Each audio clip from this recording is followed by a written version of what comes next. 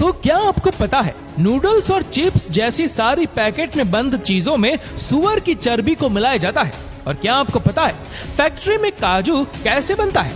अगर आप सोचते हैं कि काजू को डायरेक्ट पेड़ों से तोड़कर मार्केट में भेज दिया जाता है तो आप गलत हो, क्योंकि काजू का कच्चा फल जहरीला होता है। और क्या आपको पता है सप्लीमेंट बनाने के लिए जानवरों की हड्डियों का इस्तेमाल किया जाता है? अगर नहीं पता तो आज के इस वीडियो में हम आपको दिखाएंगे डेली लाइफ में इस्तेमाल होने वाली चीजें फैक्ट्री में आखिर कैसे बनती है। नंबर 1, किशमिश मेकिंग प्रोसेस।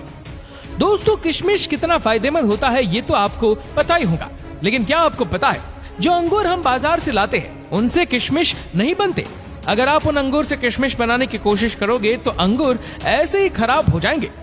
दोस्तों, भारत में अर्कावती और सुल्ताना इन्हीं 2 अंगूर की किस्मों में किशमिश बनाई जाती है। तो दोस्तों, किशमिश बनाने के लिए सबसे पहले इन अंगूरों की खेती की जाती है और जब ये सारे अंगूर पक जाते हैं तब बारी आती है इनकी हार्वेस्टिंग की, जिसके लिए वर्कर्स अंगूर के गुच्छों को तोड़कर कैरेट में भरते जाते हैं, जिसके बाद इन्हें गाड़ी पर लोड करके प्रोसेसिंग एरिया में लाया जाता है और फिर इन अंगूरों से भरे कैरेट को बारी बारी से इथाइल ऑलिएट और पोटेशियम कार्बोनेट के मिक्सचर में डुबोकर 3 से 5 मिनट तक छोड़ दिया जाता है। ऐसा करने से अंगूरों के सारे बैक्टीरिया और फंगस नष्ट हो जाते हैं और इन केमिकल की वजह से अंगूरों की सूखने की प्रोसेस भी काफी तेज हो जाती है और ये सड़ते भी नहीं है। फिर इन अंगूरों को केमिकल में भिगोने के बाद इन्हें सुखाने के लिए एक जालियों का सेट बनाया जाता है और इन जालियों पर अंगूरों को अच्छी तरह फैला दिया जाता है। अंगूरों को डायरेक्ट धूप लगने से खराब हो जाते हैं, इसलिए इन जालियों के रूम को छायादार बनाया जाता है और फिर इन अंगूरों को 10 दिन सुखाने के बाद ये सल्फर प्रोसेसेस के लिए रेडी हो जाते हैं, जिसके लिए इस जालीदार रूम को पूरी तरह से पैक कर दिया जाता है ताकि सल्फर का धुआं बाहर न जा सके। उसके बाद रूम में थोड़ी थोड़ी दूरी पर गड्ढा करके उसमें भूसे को डालकर उस पर सल्फर पाउडर डाल दिया जाता है और फिर सल्फर को जलाने के लिए उस पर जलता हुआ कोयला डाल देते हैं। ऐसा करने से रात भर सल्फर का धुआं अंगूरों पर लगता रहता है, जिसकी वजह से अंगूर तेजी से सिकुड़ने लगते हैं और इसके बाद अगले दिन इस रूम को खोल दिया जाता है। फिर अंगूरों को 4 से 5 दिन सूखने के लिए छोड़ दिया जाता है और जब सभी अंगूर सूख कर पूरी तरह से किशमिश बन जाते हैं तो इन किशमिश को निकाल कर कैरेट में भर लिया जाता है। इसके बाद इनकी सफाई करने के लिए इन्हें प्रोसेसिंग फैक्ट्री में लाया जाता है। फैक्ट्री में लाने के बाद सबसे पहले किशमिश को क्लीनिंग मशीन में डाला जाता है, जहां ये किशमिश कन्वेयर बेल्ट की मदद से जब वाइब्रेटिंग मशीन तक पहुंचते हैं तो ये मशीन अपने आप वाइब्रेटिंग सिस्टम की मदद से किशमिश में मौजूद डंडी और कचरों को अलग कर देती है और फिर इन अलग हुए किशमिश को वाटर प्रोसेसिंग से गुजारा जाता है ताकि किशमिश पर लगे केमिकल और धूल वगैरह अच्छी तरह से साफ हो जाए। क्लीनिंग पूरी तरह से कंप्लीट होने के बाद इन गीले गीले ढीले किशमिश को ड्रायर मशीन में सुखाया जाता है। फिर किशमिश सूख जाने के बाद फाइनली इनकी पैकिंग करके इन्हें मार्केट में भेज दिया जाता है। Number 2, wine making process. दोस्तों, अब बात चल रही है अंगूरों की, तो लगे हाथ ये भी देख लेते हैं कि इन्हीं अंगूरों से फैक्ट्री में वाइन आखिर बनती कैसे है। दोस्तों, ग्रेप वाइन के शौकीन लोग दुनिया के कोने कोने में मिल ही जाएंगे, लेकिन क्या आपको पता है जिसे एक ग्लास वाइन को पीने में आपको कुछ मिनट भी नहीं लगते, असल में उसे बनाने के लिए कितनी मेहनत की जाती है। दरअसल नई अंगूर की खेती के लिए अंगूर की सूखी बेलों का इस्तेमाल किया जाता है, जिसके लिए ये बेस्ट क्वालिटी के अंगूर के पौधों को तैयार किया जाता है। सबसे पहले खेतों से सूखी बेलें इकट्ठी कर ली जाती है, उसके बाद उन्हें फैक्ट्री में लाया जाता है और एक ऐसी मशीन में डाला जाता है जिसमें बेल की टहनी के ऊपर से बेकार का झाड़ हटाकर उसे साफ सुथरा करके लंबी लंबी टहनियां बना ली जाती है। अब इन्हें इकट्ठा करके कारीगरों के पास भेज दिया जाता है। कारीगर इन टहनियों को एक सी लंबाई में काट कर इनके गट्ठर बना देते हैं। उसके बाद बारी आती है इनकी सफाई करने की और इन पर से धूल, मिट्टी और बैक्टीरिया को साफ करने के लिए इन्हें एक ऐसे लिक्विड में डाला जाता है जो उन्हें साफ करने के साथ साथ जर्म्स फ्री भी बना देता है।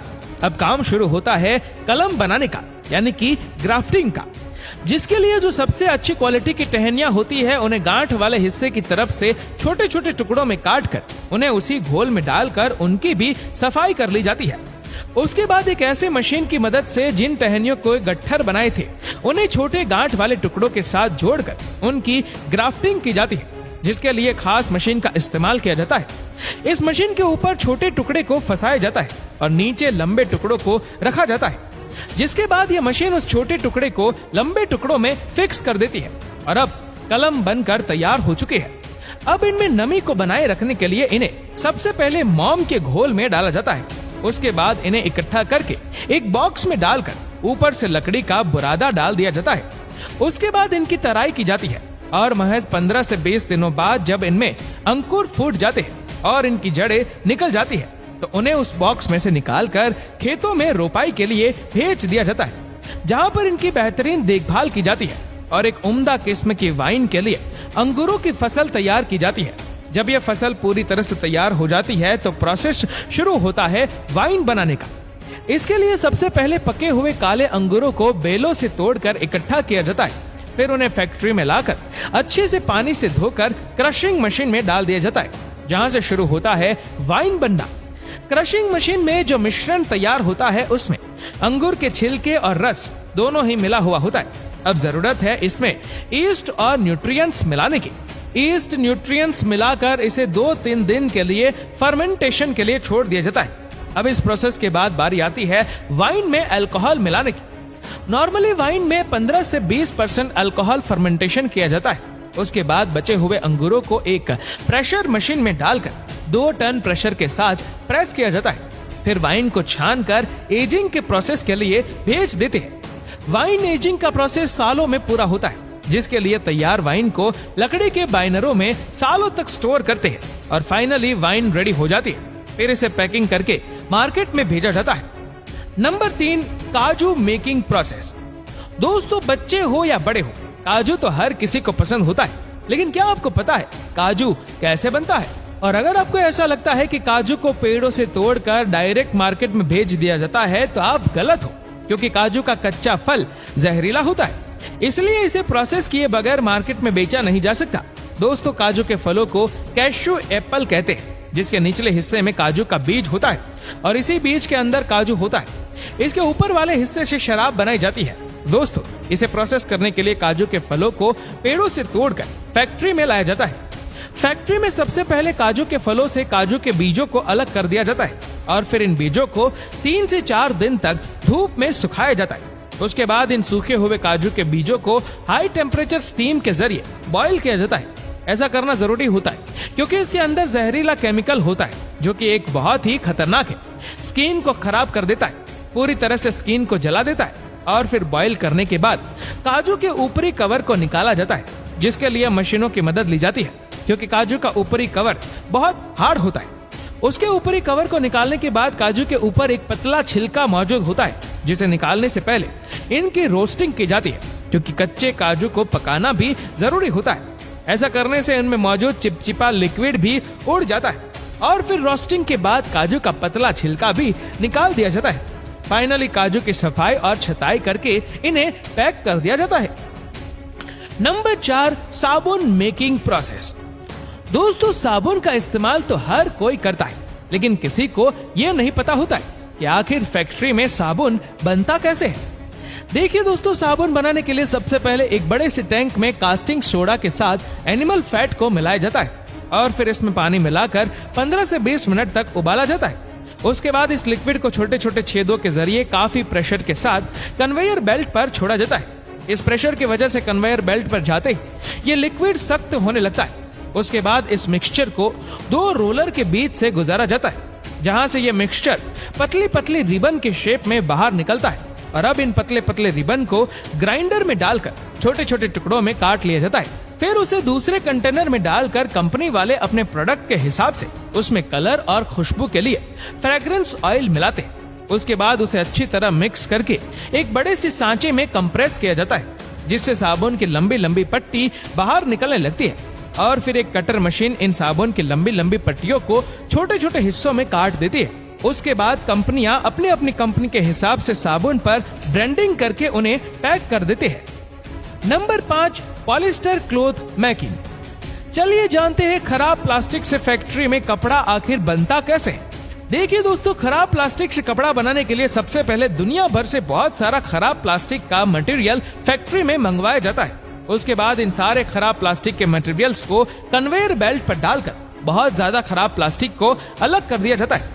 फिर इन खराब प्लास्टिक का मटेरियल को एक क्रशर मशीन में डालकर क्रश किया जाता है। इसके बाद इस बारीक प्लास्टिक को गर्म पानी में डालकर उबाला जाता है और जब ये प्लास्टिक बिल्कुल साफ हो जाती है तो छलनी की मदद से इन ऑफ प्लास्टिक को छान कर बाहर निकाल लिया जाता है, जिसके बाद इन प्लास्टिक को एक रोटेटिंग मशीन में डालकर ड्राई कर लिया जाता है।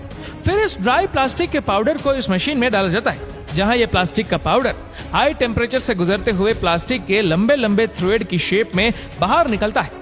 इसके बाद इसे हीट करके फाइबर बना लिया जाता है। ये फाइबर रुई के शेप में होता है, जिसके बाद इसे रुई से धागा बनाया जाता है और धागे से कपड़े कैसे बनते हैं ये तो आपको पता ही होगा। Number 6, supplement making process. दोस्तों, आजकल का दौर सप्लीमेंट का दौर है। आजकल की भागदौड़ भरी जिंदगी में हर कोई सप्लीमेंट का इस्तेमाल करता है और हर एक व्यक्ति जो जिम करता है वो भी सप्लीमेंट का इस्तेमाल जरूर करता है। लेकिन क्या कभी आपने सोचा है कि ये सप्लीमेंट फैक्ट्री में आखिर बनते कैसे हैं? हम आपको बता दें कि जितने भी सप्लीमेंट आपको बड़ी तेजी के साथ फूला कर तगड़ा बनाते हैं, उन सभी सप्लीमेंट्स में ज्यादातर जानवरों की हड्डियों का इस्तेमाल किया जाता है, जिसके लिए जानवरों की हड्डियों को क्रश करके उनका पाउडर बनाया जाता है। लेकिन दोस्तों, हर कोई सप्लीमेंट जानवरों की हड्डियों से नहीं बनता। जैसे कि वे प्रोटीन दूध से बनता है। तो दोस्तों, वे प्रोटीन बनाने के लिए सबसे पहले बेस्ट क्वालिटी का गाय का दूध काफी बड़े पैमाने पर फैक्ट्री में मंगवाया जाता है। उसके बाद इस दूध में एंजाइम्स मिलाकर प्रोसेस किया जाता है, जिससे दही और लिक्विड अलग अलग हो जाते और फिर इस लिक्विड को 145 डिग्री पर गर्म करके तुरंत 4 से 5 डिग्री पर ठंडा कर लिया जाता है। इस प्रोसेस को पेस्चुराइजेशन कहते हैं। ऐसा करने से इसमें मौजूद सभी बैक्टीरिया नष्ट हो जाते हैं। उसके बाद माइक्रो फिल्ट्रेशन और आयन एक्सचेंज की मदद से वे में मौजूद फैट और लैक्टोज को बाहर निकाल लिया जाता है। इसके बाद जो बचता है वो क्लियर वे प्रोटीन होता है। लेकिन अभी तक ये लिक्विड फॉर्म में, इसलिए इसे एक ड्रायर में डाल दिया जाता है। ड्रायर में लगी हॉट एंड कोल्ड एयर इसका पानी सुखाकर इसे पाउडर बना देती है, जिसके बाद हमें मिलता है 90% वे आइसोलेटेड पाउडर। अब बारी आती है इनकी टेस्टिंग की। टेस्टिंग में पास होने के बाद इनमें फ्लेवर ऐड किया जाता है। इसके बाद इन पाउडर को डिब्बों में भर के ढक्कन लगा दिया जाता है और फिर अलग अलग कंपनियां अपने अपने कंपनी के हिसाब से लेबल और डिटेल्स लगाकर इन डिब्बों को पैकिंग करके मार्केट में भेज देती है। Number 7, chips noodles making. दोस्तों, नूडल्स, मैगी, लेस, चिप्स जैसी कई सारी चीजों को बनाने के लिए सुअर की चर्बी का इस्तेमाल किया जाता है। अगर आप इन पैकेट में बंद चीजों को देखेंगे तो इस बार आपको MSG लिखा होगा। इसका मतलब है मोनोसोडियम ग्लूटामेट। दोस्तों, ये MSG सुअर की चर्बी से बनता है। जब ये बात तेजी से फैलने लगी तो कई सारे देशों ने MSG को बैन कर दिया, लेकिन उसके बाद ये चालाक कंपनियां MSG की जगह E631 नाम का इस्तेमाल करने लगी। आज कई सारी कंपनी E631 के नाम पर हमें सुअर की चर्बी खिला रही है। दोस्तों, किसी भी चीज को खाने से पहले आपको पैकेट अच्छी तरह से चेक कर लेना चाहिए। और अगर आपको आज की इस वीडियो में दी गई सारी जानकारी अच्छी लगी तो हमें नीचे कमेंट करके जरूर बताएगा और वीडियो अच्छा लगा हो तो लाइक और शेयर करना न भूले। ऐसे ही और भी फैक्ट वीडियो को देखने के लिए फॉलो करें हमारे पेज को और सब्सक्राइब करें हमारे यूट्यूब चैनल को, जिसके लिंक हमने नीचे कमेंट सेक्शन में दे रखी है। धन्यवाद।